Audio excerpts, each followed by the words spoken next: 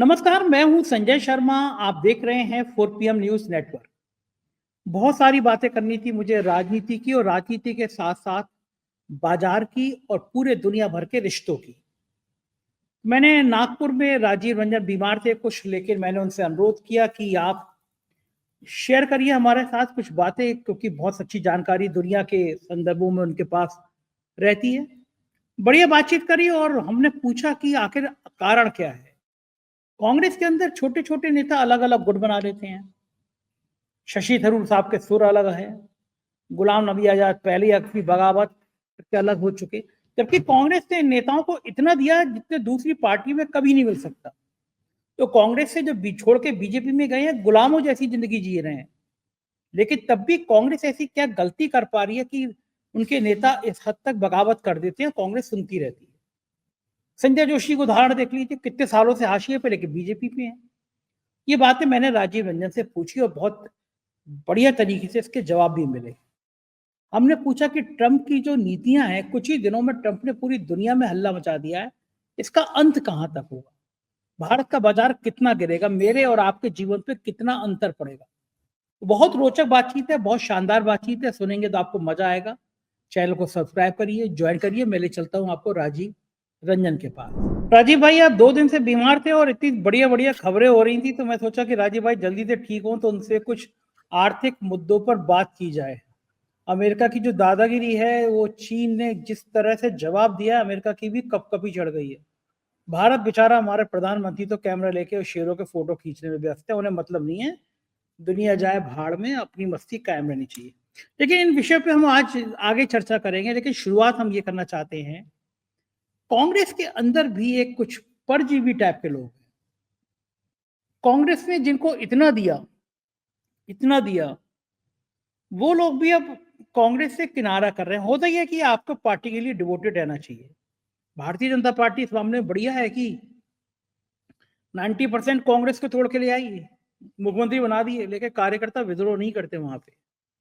कांग्रेस के अंदर ऐसी क्या कमी है? शशि थरूर जिस तरह के बयान दे रहे हैं, क्या लग रहा है शशि थरूर जल्दी भारतीय जनता पार्टी में चले जाएंगे? हालांकि राहुल गांधी कहते हैं कि मुझे इस तरह के लोग चाहिए ही नहीं जो डर जाएं, मुझे वो लोग चाहिए जो इस समय संघर्ष करके साथ रहें। बात तो राहुल गांधी की ठीक है कि भाई जो आदमी डर के, ईडी के डर से, इनकम टैक्स के डर से पाला बदल जाए, उसका पॉलिटिकल मतलब क्या होता है, क्यों पॉलिटिक्स में रहे।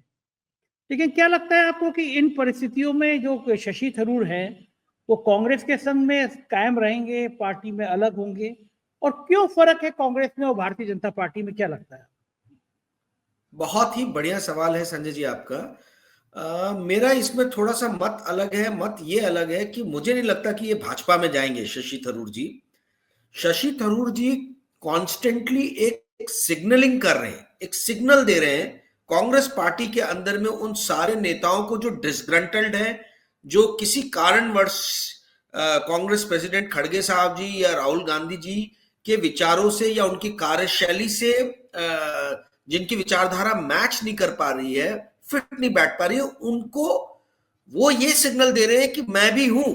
ये धुरी में बनना चाह रहे हैं उन सारे डिसग्रंटल्ड एलिमेंट के, इसीलिए वो बार बार इस तरीके की सिग्नलिंग कर रहे हैं। कुछ ऐसा वो स्टेटमेंट दे देते हैं जो पार्टी लाइन से अलग हटके होता है और मीडिया के अंदर में वो बवंडर बवाल मचा देता है। देखिए, आप इस बात को ध्यान रखिए, पूरे भारत ने देखा कि मोदी जी अमेरिका गए और खाली हाथ है, कुछ भी उल्टा दे के आए वहां पे, कि जो मतलब सबसे वाहियात फाइटर जेट है, वो फाइटर जेट लेने की हम बातें कर रहे हैं। लॉन मस्क बोल रहे खुद ही सबसे वाहियात फाइटर जेट है F-35, उसकी तक बात करके आ गए। यानी ये सिर्फ दे के आए, ठीक है, लेके कुछ नहीं आए। पूरे भारत को दिखा कि ये कितना बड़ा जो है ब्लंडर किया इंडिया ने, मोदी जी ने अमेरिका जाके। सिर्फ एक शशि थरूर है एक्सेप्शन पूरे भारत में, जिनको दिखा कि बहुत बड़ा अचीवमेंट मोदी जी जो है, वाह ग्रेट, क्या बढ़िया दौरा करके आए हैं अमेरिका का। अब आप बताइए, ये जबरदस्ती की तारीफ करने की यहाँ क्या जरूरत थी? क्या होशियारी दिखाने की क्या जरूरत थी? 2021 में जब पूरा भारत कोरोना के मार को झेल रहा था, उस टाइम में त्रिवेंद्रम एयरपोर्ट का प्राइवेटाइजेशन किया सरकार ने, और केरला गवर्नमेंट ने उसको अपोज किया। यानी जो कम्युनिस्ट पार्टी के लोग थे उन्होंने अपोज किया, कांग्रेस के सब लीडर ने अपोज किया, पर इन्होंने बोला नहीं नहीं, वाह मोदी गवर्नमेंट ने बहुत बढ़िया काम किया। बहुत अच्छा किया कि ये गौतम अदानी को आपने एयरपोर्ट दे दिया। अब जो पार्टी जो लाइन पकड़ रही है, आप हर बार उस लाइन को अलग अलग दिशा में ले जा रहे हो। पार्टी अगर राहुल गांधी या बड़े जो दूसरे प्रेसिडेंट जो खड़गे जी है, ये लोग अगर गौतम अदानी को क्रिटिसाइज करते तो ये तारीख जाके कर देते कि नहीं नहीं हमारे इंडिया में ऐसे एंटरप्रेन्योर्स की जरूरत है, बहुत ही है।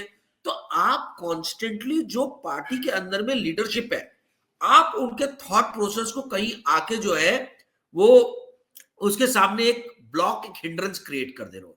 संजय जी, मतलब इस तरीके से जो है पार्टी के अंदर में डिसिप्लिन कैसे मेंटेन रहेगा, आप बताइए। ये सिग्नलिंग का काम कर रहे हैं उन सारे डिसग्रंटेड लोगों के लिए, कांग्रेस के अंदर में उन सारे लीडर्स के लिए कि आप लोग मुझे लीडर बनाओ, मैं इन लोग का पर्याय बन के कांग्रेस के अंदर में उभरूंगा। देखिए, पब्लिक एडमिनिस्ट्रेशन और पॉलिटिकल साइंस में थ्योरीज है कि ऑर्गेनाइजेशन जो है वो किस तरीके से बिल्ड किया जाता है।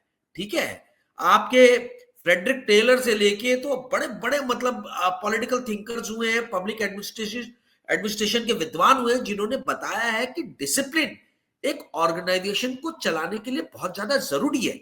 आप कांग्रेस के सिंबल या एम्बलम को तो यूज करोगे और उसको यूज करके इलेक्शन जीतोगे, हैं? तो आप एक कांग्रेस पार्टी जो 125 साल पुराना ब्रांड है, उसको तो फुली यूज करना चाह रहे हो, ठीक है, उसके बलबूते इलेक्शन जीतना चाह रहे हो।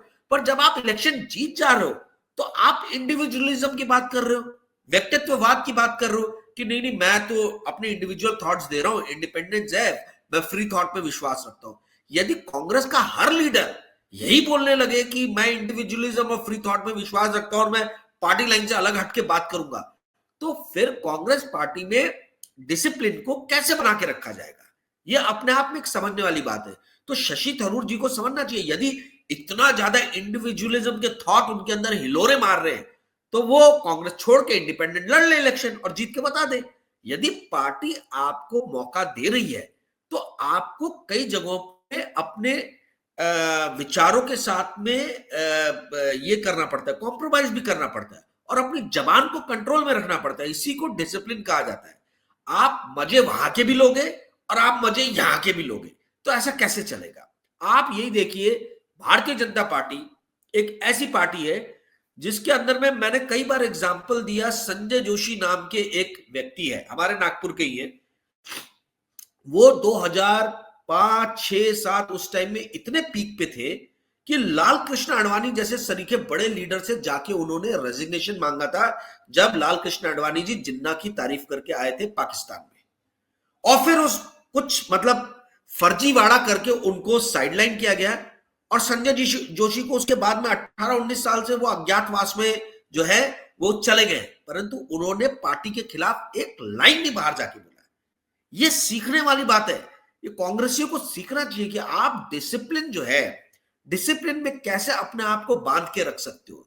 अगर हर लीडर इसी तरीके से करने लगे, वो मजे तो कांग्रेस के लिए, कांग्रेस के सिंबल पे इलेक्शन लड़े और फिर बाद में जीतने के बाद में व्यक्तित्ववाद की बात करने लगे, इंडिपेंडेंट थॉट्स की बात करने लगे, तो एक डिसिप्लिन पार्टी का निर्माण करना बड़ा मुश्किल हो जाएगा। आपने सही बोला, राहुल गांधी सही है, राहुल गांधी ने सही इंडिकेशन दिया ऐसे सभी लीडर्स को कि भाई दरवाजे खुले हैं। यदि आप पार्टी लाइन और पार्टी डिसिप्लिन में विश्वास नहीं रखते हो तो रास्ता सामने है, आप जो रास्ता चुनना चाहे वो रास्ता चुनिए, कोई इसमें दिक्कत नहीं है। और संजय जी, ये कांग्रेस के थिंक टैंक्स को इनको सोचने की भी जरूरत है कि किस हद तक पार्टी के अंदर में व्यक्तित्ववाद को हम एक्सेप्ट करें।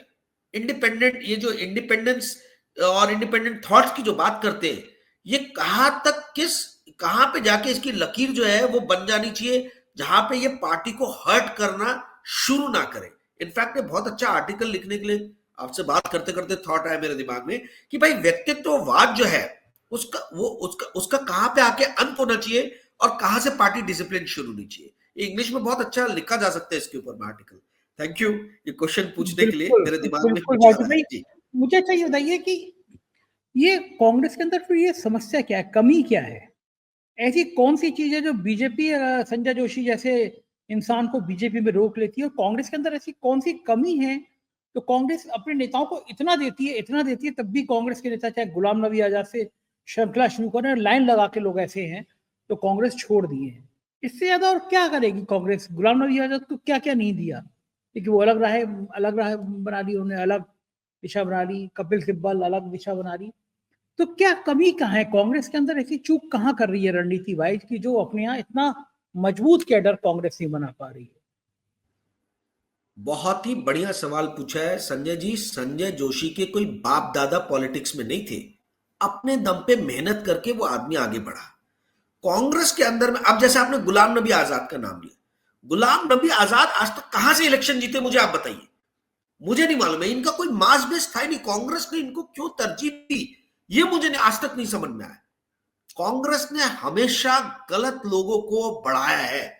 मैंने कई बार आपके प्लेटफॉर्म पे पहले भी कहा है कि राहुल गांधी के आसपास में जो 2004 से 14 के बीच में लोग मंडराया करते थे, ज्योतिरादित्य सिंधिया, जितेंद्र प्रसाद, मिलिंद देवड़ा, ये लोग आज कहां हैं? इनको यंग ब्रिगेड कहा जाता था, टॉम वडकन। कहां है टॉम वडकन आज? तो आप मुझे ये बताइए, मेरे ये नहीं समझ में आ रहा कि जब आप गलत लोगों को, जिन लोगों ने अपनी मेहनत पे परिश्रम करके अपने टैलेंट के बेसिस पे पद नहीं पाया, जो परंपरावादी वंशवादी होने के कारण जिन्होंने जो है बड़े बड़े पद पाए और सत्ता के सुख को भोगा, यदि आपने वैसे लोगों को बढ़ाया तो जैसी आपसे सत्ता दूर जाएगी वो आपसे दूर चले जाएंगे। ये नेताओं के बच्चों में ना दम में ना हिम्मत है कि वो पुलिस की 4 लाठियां खाए बाहर जाके आंदोलन करते हुए। इसलिए जैसी सत्ता जाती है, ये जहां सत्ता जाती है उस तरफ मुड़ लेते हैं। क्या आप ये सोच सकते, कितनी बार ज्योतिरादित्य सिंधिया को आपने देखा है कि आंदोलन करते हुए लाठियां खा रहे हैं, या जितेंद्र प्रसाद खा रहे हैं, या मिलिंद देवड़ा खा रहे हैं? ये लोग सिर्फ सुख के साथी हैं, दुख के साथी नहीं है। सिर्फ सुख का जब अच्छा समय रहेगा तो ये पार्टी के साथ रहेंगे। और ये राहुल गांधी और कांग्रेस की जो लीडरशिप है, इनका बहुत बड़ा डिमेरिट बोला जाए कि ये लोगों को पहचानने में गलती करते हैं। जो परिश्रम करके आदमी, जो टैलेंटेड आदमी है, उसको मौका नहीं देते। ये चापलूसों को, जो दिन रात आपके आगे पीछे घूम रहे या जिनके बाप दादा कांग्रेस में रहे, उनको बढ़ने का मौका दे रहे। प्रॉब्लम यह है कि आप लॉयलिस्ट ढूंढ रहे हैं, आप टैलेंटेड लोग नहीं ढूंढ रहे। टैलेंटेड एंड लॉयलिस्ट की कांग्रेस को जरूरत है। सिर्फ लॉयलिस्ट होने से भी काम नहीं चलेगा और सिर्फ टैलेंटेड होने से भी काम नहीं चलेगा। आपको टैलेंटेड प्लस लॉयलिस्ट होने की जरूरत है। भाजपा के अंदर में स्क्रीनिंग प्रोसेस संजय जी बहुत स्ट्रांग है। भाजपा के अंदर आप देखें, नीचे से आदमी संघ में धीरे धीरे काम करते करते आदमी ऊपर बढ़ता है। जो ये अधिकतर लीडर्स आप इनके देखेंगे, मोदी से लेके अमित शाह से लेके राजनाथ सिंह तक, या फिर ये दूसरी पार्टी के बड़े बड़े लीडर्स को ईडी सीबीआई का डंडा दिखा के, डरा के, धमका के तोड़ के लेके आते हैं, जो मोदी काल में हुआ, अटल बिहारी वाजपेयी या उसके पहले हमने नहीं देखा था। तो यही 2 तरीके हैं भाजपा के अंदर में आने के और सत्ता का सुख भोगने के। परंतु कांग्रेस के अंदर में जो है वो कल्चर ऐसा है कि आप या तो आपका जो बाप दादा है वो कांग्रेसी है तो आपका बहुत जल्दी इजी एंट्री हो जाएगा, या फिर आप दिन रात आप किसी भी तरीके से कुछ भी कोशिश करके कांग्रेस के अंदर में घुस जाइए, राहुल गांधी की कोठरी में घुस जाइए, उसके बाद बल्ले बल्ले। मैं आपको संजय जी बता रहा हूं, मैंने ये मतलब 50 दिल्ली के जर्नलिस्ट लोगों से सुना और खुद भी महसूस किया है कि राहुल गांधी के इर्द गिर्द जो लोग हैं, वो चाय से गर्म केतली जो मुहावरा है, ये उन पे एप्लीकेबल होता है। तो ये आने नहीं देते किसी को राहुल गांधी के पास में। तो राहुल गांधी जब तक नए विचारों को नहीं सुनेंगे, नए लोगों को नहीं सुनेंगे, पुराने ही थॉट प्रोसेस जो है आपका वैसे ही चला रहा, और आपके आसपास में लोगों ने जो है वो एक स्टोन वॉलिंग कर लिया, एक चार दीवारी खड़ी कर ली है, नए लोग नए विचार लेके आपके पास आ नहीं पा रहे, तो क्या होगा? गलत तरीके के ही लोगों को आगे बढ़ाया जाएगा। तो ये कांग्रेस को थोड़ी सी समीक्षा करने की जरूरत है कि ऐसा क्यों हो रहा है कि कांग्रेस के अंदर में टॉम वेडकन जैसे आदमी को बड़ा पद मिल जा रहा है, जितेंद्र प्रसाद जैसे आदमी को बड़ा पद मिल जा रहा है, एंटनी के बेटे छोड़ के चले गए। अब आप बताइए, तो आपने कहीं ना कहीं तो कुछ ना कुछ गड़बड़ी हो रही है, गलती हो रही है। ये राइट टाइम है कि आप सोचें कि हमें आगे आने वाले दिनों में, जो हो गया वो तो हो गया, आगे आने वाले दिनों में हमें कैसे लोगों को बढ़ावा देना है। यंगस्टर्स को मौका दीजिए, जिनके अंदर दम है, जिनके अंदर कुछ कर गुजरने की क्षमता जो रखते हैं, और जिनके अंदर में लड़ने का जो है वो मादा है। जी संजय जी। बिल्कुल ठीक कह रहे हैं। और कांग्रेस ही नहीं, विपक्ष भी कभी कभी एकदम अपने पैरों पे कुल्हाड़ी मार लेता है, बल्कि वो कुल्हाड़ी पे पैर मार लेता है। महाराष्ट्र में एक मंत्री का इस्तीफा हुआ, बढ़िया मौका था कि ये कितना हत्या के आरोप में उनके एक संगी साथी थे, उसको इस्तीफा देना पड़ गया, कितना बड़ा मुद्दा था। ये मुद्दा हाँ। तूल पकड़ता उससे पहले अबू आजमी का बयान आ गया औरंगजेब को लेकर। अब दिन भर गोदी मीडिया पे औरंगजेब चल रहा है। ये लोग 500 साल पुराने इतिहास को लाकर आज के परिवेश में इतनी नफरत पैदा करना चाहते हैं कि जिससे आप और मैं शेयर मार्केट गिर रहा है, आर्थिक विषमता आ गई है, बेरोजगारी, इन मुद्दों पे बात ना करें। तो विपक्ष क्या ये देख नहीं पाता, चूक कर जाता है कि ऐसे मुद्दों पे बात ही ना करो जिस मुद्दे पे इनको मास्टरी हासिल है। सांप्रदायिकता पे तो इनको मास्टरी हासिल है, गुरु है ये उसके। इस मुद्दे पे इनसे कौन जीत सकता है? क्यों बयान ऐसे आ जाते हैं अचानक? देखिए, बयान लीडर्स इस तरीके के हमेशा देते रहते हैं, पर इसमें गोदी मीडिया जो है, इनको इंस्ट्रक्शन है। मतलब जो नॉर्मल डिस्कोर्स में जिन बयानों को मीडिया नजरअंदाज कर दे, यदि किसी भी तरीके की कोई विपत्ति आती है पार्टी के ऊपर में, भारतीय जनता पार्टी के ऊपर में, तो गोदी मीडिया उसके बीच बचाव के लिए आ जाता है। ये कोई मुद्दा अगर महाराष्ट्र के अंदर में धनंजय मुंडे का अगर राजीनामा नहीं हुआ रहता, इस्तीफा नहीं हुआ रहता, तो हो सकता है कोई अबू आदमी के पास जाता नहीं और ये मुद्दा कभी तूल भी नहीं पकड़ता। ये गोदी मीडिया को इंस्ट्रक्शन जो ऊपर से आते हैं कि भाई धनंजय मुंडे का मुद्दा जो कहीं न्यूज ना बन जाए, मतलब न्यूज तो बन ही गया था, पर ये 48 घंटे 72 घंटे यही रिवॉल्व ना होते रहे, यही फीड में चलता ना रहे, इसलिए कोई दूसरा मुद्दा ढूंढो और आप जो है उस तरफ में लेके जाओ। जब नरेंद्र मोदी की मतलब भयानक तरीके से क्रिटिसिज्म उनका होने लग गया, तो अमेरिका दौरे को लेके तो उन्होंने क्या किया, वो चले गए अंबानी जी के जंगल घूमने के लिए, हाथी और शेर देखने के लिए। तो पूरा मीडिया जो है अब हाथी और शेर दिखा रहा है और जंगल में जो है मोर, हाथी, शेर, ये सब मुद्दे जो है इस पे बातचीत होने लगी प्राइम टाइम में। तो ये तो डिफ्लेक्टिंग टेक्निक्स है, ये तरीके हैं कि भाई जहां मोदी या बीजेपी गवर्नमेंट के ऊपर में, एनडीए गवर्नमेंट के ऊपर में किसी काम को लेके क्वेश्चन मार्क्स उठने लग जाए, तो आप कैसे उसको तुरंत जो है डिफ्लेक्ट कर दो। आज भारत की इकोनॉमी रसातल की तरफ जा रही है, मार्केट रसातल की तरफ जा रहा है।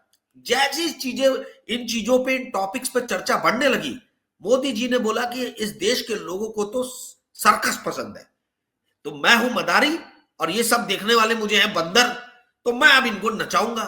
तो अब वो अलग अलग तरीके से जो है, कभी जंगल जाके नचा रहे हैं लोग, उसी को देख के तालियां बजा रहे हैं, वाह वाह वाह, मजा आ गया, कितना बढ़िया है। अभी वो 1-2 दिन के अंदर में कुछ और दिखाएंगे। अबू आजमी भी उस बड़े स्कीम ऑफ थिंग का छोटा सा एक पार्ट है। उनका जो स्टेटमेंट जो नॉर्मल दिनों में शायद कोई न्यूज़पेपर भी, बॉम्बे से निकलने वाला न्यूज़पेपर भी कवर नहीं करता, उसको आज मीडिया जो है प्राइम टाइम में चला रहा है। तो ये मोदी मीडिया जो है, ये आज सरकार का अंग हो गया है। Media itself is a problem. जो मीडिया जो है, जिससे हम न्यूज लेते थे, इंफॉर्मेशन लेते थे, और हम एक थॉट प्रोसेस से एक सही क्या कलेक्टिव पॉलिटिकल डिसीजन हो उस तक पहुंचने में हमें मीडिया जो मदद करता था, अब वो मीडिया जो है वो पूरा प्रोपेगेंडा मशीनरी के तहत जो है आपके दिमाग में सिर्फ एक ही बात डाल रहा है, आपका ब्रेन वॉश कर रहा है कि मोदी सरकार, एनडीए सरकार, भाजपा सरकार ही इस देश को चला सकती है और ये चलाने के लिए ठीक है। और जैसे ही सरकार के ऊपर में किसी भी तरीके का कुटाघात होगा, आप देखिएगा ये उस टॉपिक को बदल के जो है कहीं और लेके चले जाएंगे। जी संजय जी। बिल्कुल ठीक है राजीव भाई। जरा हम लोग अंतर्राष्ट्रीय देशों की तरफ चलते हैं। ट्रंप ने जीना हराम कर रखा है सबका। ऐसा व्यक्ति आया, पूरी दुनिया हिला दी है, लेकिन चीन ने ठोक के जवाब दिया है टैक्स को लेकर। भारत कहाँ खड़ा है और भारत की स्थिति क्या रहने वाली है, आपको क्या लगता है? क्योंकि आप बाजार के एक्सपर्ट हैं, बिजनेस स्ट्रेटजी में काम करते हैं, तो आपको बहुत बेहतर अनुभव होगा। आम आदमी के लिए कितना खतरनाक दौर है आने वाले के लिए, मध्यम वर्गीय परिवार के लिए, आम आदमी के लिए कितना कितना खतरनाक है? देखिए, टैरिफ वॉर तो कभी भी आम आदमी के लिए अच्छा रहता ही नहीं है। टैरिफ क्या है? टैरिफ एक तरीके का कर है, टैक्स है, जो आम आदमी पे लगने वाला है। यदि 100 रुपए की कोई कार आ रही है, उस पर 10% का टैरिफ लगा के 110 रुपए कर दिया, तो इसका नुकसान किसको होगा, किसकी जेब से जाएगा? ये मेरे और आपकी जेब से जाएगा। कंपनी थोड़ा ना 10 रुपए देने वाली है, ये तो जो कार खरीदेगा वो पे करेगा। तो अगर अमेरिका इंडियन प्रोडक्ट्स के ऊपर में टैरिफ लगाता है, तो आप ये समझिए इंडियन प्रोडक्ट्स महंगे होंगे। इंडियन प्रोडक्ट्स महंगे होंगे तो अगर मेरे को 100 रुपए की कार 110 में मिलती है, तो मेरे पास में 2 चॉइस है, या तो मैं लूं या तो मैं नहीं लूं। तो आज जिस तरीके की अमेरिका के अंदर में आर्थिक स्थिति नजर आ रही है, या वैश्विक स्तर पे आप बोल लीजिए, तो लोगों का डिस्क्रिशनरी स्पेंड जो है, कंजम्पशन के ऊपर में जो स्पेंडिंग है वो कम हो रहा है।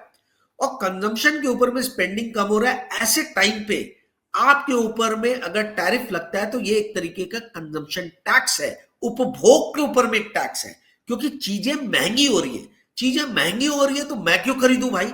मेरा जेब 100 रुपए अलाउ करता है, आप 110 में दे रहे हो तो मैं नहीं खरीदूंगा।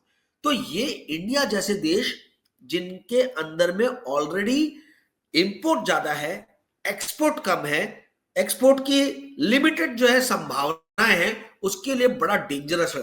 आप इस चीज को समझिए संजय जी, जो वर्ल्ड का टोटल ग्लोबल ट्रेड मार्केट है, एक्सपोर्ट इंपोर्ट का जो मार्केट है, वो है 24-25 ट्रिलियन डॉलर के आसपास में। और चाइना कंसिस्टेंटली पिछले 20 सालों से 15% इस मार्केट पे जो है काबिज हुआ पड़ा है, यानी उसका मार्केट शेयर 14-15% होता रहता है।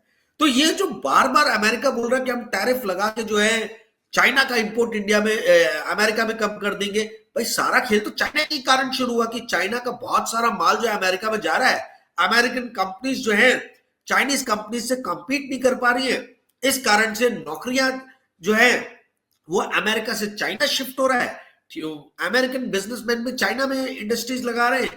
तो ट्रंप ने बोला कि भाई मेरा जो सपोर्टर बेस है वो तो मिडिल क्लास है, तो इनके पास नौकरियां नहीं है, तो मुझे तो अपने मिडिल क्लास बेस को हेल्प करना होगा। तो अब वो टैरिफ लगा के अमेरिकन कंपनीज को और बाकी जो है कंपनीज हैं किन्हीं और देशों की, उनको भी बोल रहे कि अमेरिका में आप मैन्युफैक्चरिंग फैसिलिटी अपनी ओपन करो। अब ये दूसरों के लिए बड़ा महंगा साबित होने वाला है, क्योंकि फिर से स्क्रैच से इंडस्ट्री लगाना, अमेरिका के लेबर कॉस्टली है, पावर कॉस्टली है कंपैरेटिव टू चाइना, ये मैन्युफैक्चरिंग कंपनीज के लिए भी बहुत भारी पड़ने वाला है। तो प्रोडक्ट्स के दाम हर जगह ग्लोबली हम देखेंगे कि महंगे होंगे, इन्फ्लेशन बढ़ेगा। जब भी इन्फ्लेशन बढ़ता है तब आम आदमी मरता है, क्योंकि इन्फ्लेशन भी एक तरीके का टैक्स है। महंगाई महंगी चीजें महंगी होंगी तो वो टैक्स ही है ना, आपको एडिशनल पे करना पड़ रहा है अपनी तरफ से। तो टैरिफ और इन्फ्लेशन ये आने वाले दिनों में आम आदमी के लिए बहुत ही ज्यादा डेंजर साइन जो है वो प्रोड्यूस कर रहा है। आपने मार्केट की बात की संजय जी, मार्केट गिर रहा है, पर मैं आपके सुनने वाले दर्शकों को बताना चाहूंगा कि एक ही स्थिति में ये मार्केट का गिरना रुक सकता है, और वो स्थिति ये है कि चाइना आपका जो रशिया यूक्रेन वॉर है, ये वॉर जो है वो रुक जाए।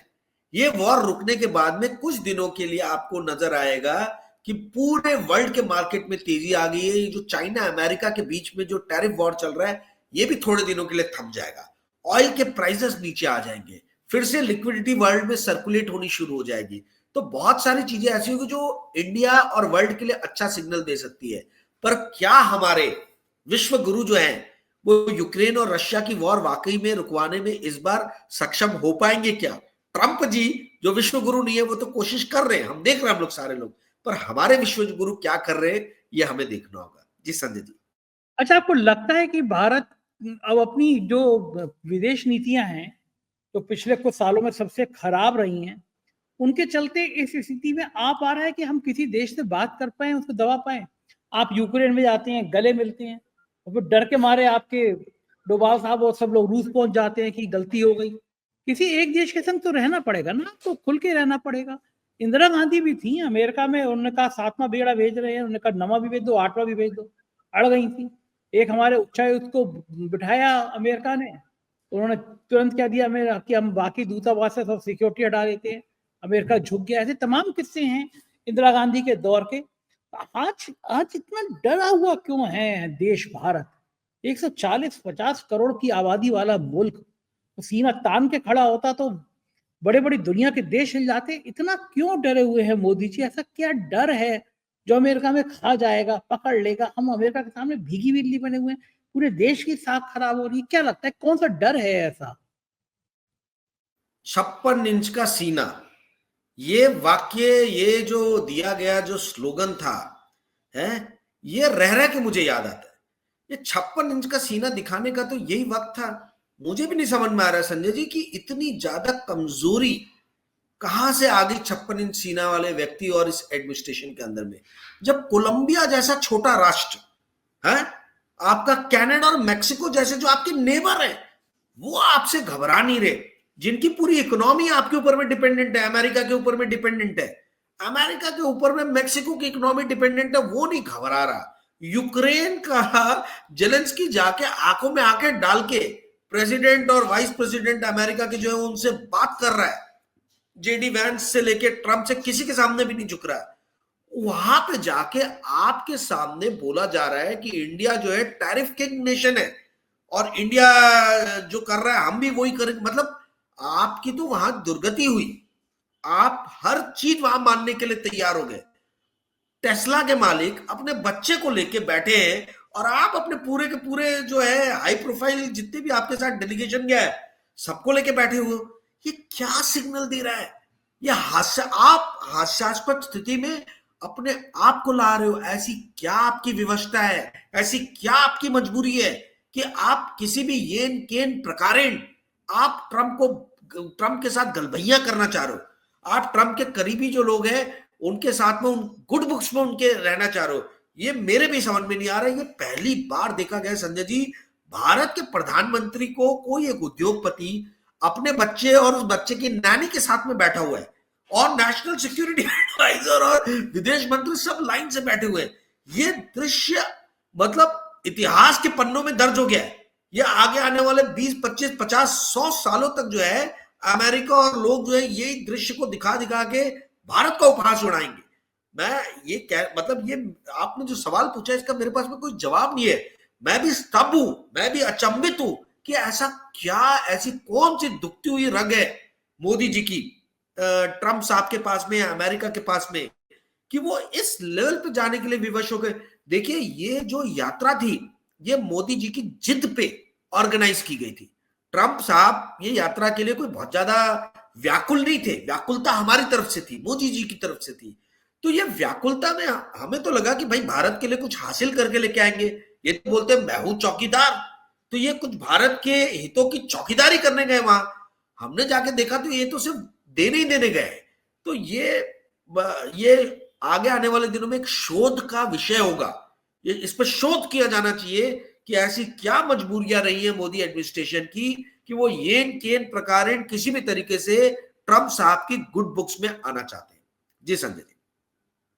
बिल्कुल ठीक बात है राजीव भाई, बहुत बहुत शुक्रिया, आज इतनी प्यारी प्यारी बातें करी आपने हमसे, धन्यवाद। ये थे राजीव रंजन और मुझे यकीन है कि आपको हर बार की तरह बातचीत पसंद आई होगी।